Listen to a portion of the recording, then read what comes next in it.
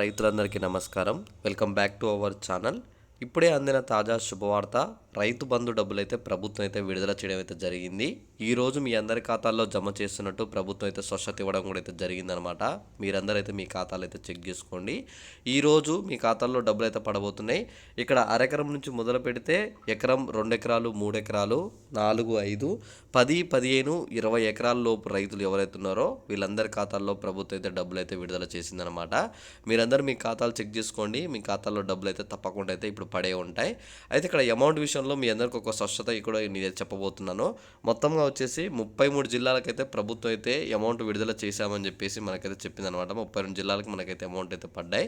మీరు ఇక్కడ చూసుకున్నట్లయితే రైతు భరోసా నిధులు అలానే లబ్ధిదారుల వివరాలతో సహా మొత్తం మనకైతే ఇక్కడ క్లియర్గా ప్రభుత్వం అయితే ఇక్కడ అలానే డిస్టిక్లో ఎంతమంది రైతులు ఉన్నారు, అలానే వారికి ఎంత మొత్తం అమౌంట్ అనేది అయితే విడుదల చేశాం రైతు బంధు అమౌంట్ అని చెప్పేసి క్లియర్గా స్పష్టంగా ప్రభుత్వం అయితే మొత్తంగా 32 జిల్లాలకైతే అమౌంట్ గురించి అయితే స్పష్టత ఇచ్చిందనమాట.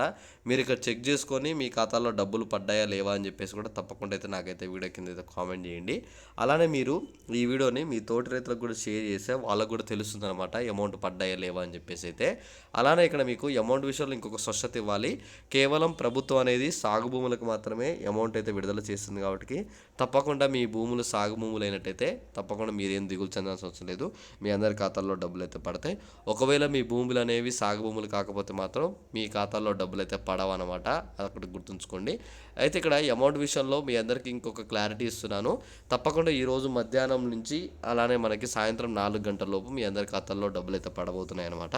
డబ్బులు పడ్డ తర్వాత మీ ఖాతా నుంచి మెసేజ్లు వస్తాయి, చెక్ చేసుకోండి. మెసేజ్లు రాగానే మీకు ఖాతాలో డబ్బులు పడతాయి. అక్కడ మీకు ఒక డబ్బులు పడ్డ తర్వాత అక్కడ ఖాతా నెంబర్ కూడా ఉంటుంది. ఆ ఖాతాని అయితే చెక్ చేసుకుంటే మీకు అందులో అయితే డబ్బులు ఉండడం అయితే జరుగుతుంది అనమాట.